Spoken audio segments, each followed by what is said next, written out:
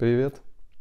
Вы снова на канале Честный трейдер. Здесь мы честно тестируем популярные стратегии и индикаторы в трейдинге на живом рынке, для того, чтобы вы принимали правильные решения в вашей торговле. Сегодня тестируем стратегию очень популярного и активного блогера. У него более 700 тысяч подписчиков. Его стратегия тоже имеет очень много просмотров и очень большой процент лайков.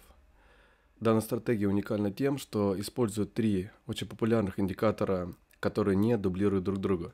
Первое – это индикатор тренда линия EMA с длиной 50. Второе – осциллятор импульса индикатор RCI с длиной 3. Также нам интересна здесь линия 80 и линия 20. И третий индикатор волатильности ADX со сглаживанием 5 и с длиной 5. Нам интересно пересечение с линией 30. Итак, согласно данной стратегии, для того, чтобы открыть сделку на покупку, необходимо, чтобы цена находилась выше линии 50 EMA, индикатор RCI выходил из зоны перепроданности, пересекая линию 20 снизу вверх, и индикатор ADX был выше линии 30. И на этой зеленой контрольной свече мы входим в сделку на покупку. Стоп-лосс ниже последнего колебания цены. Отношение риска к прибыли как 2 к 3.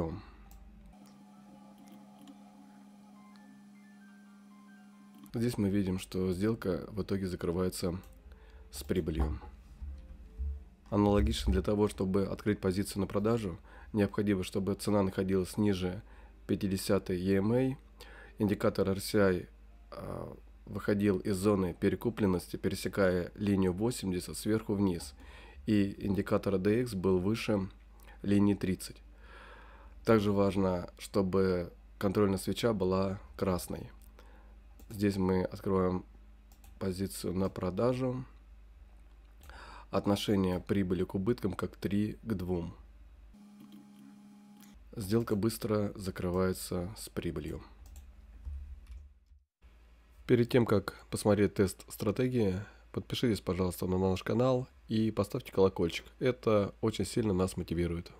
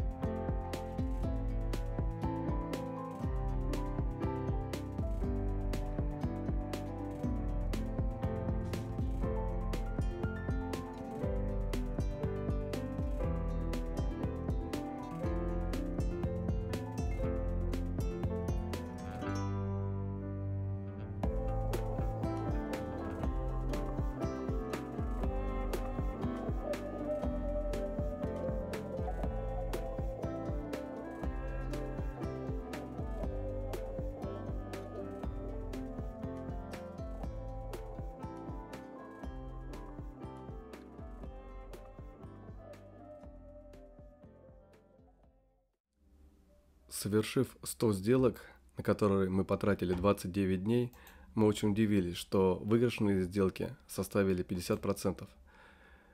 И из-за маленького стоп-лосса наш капитал почти не вырос.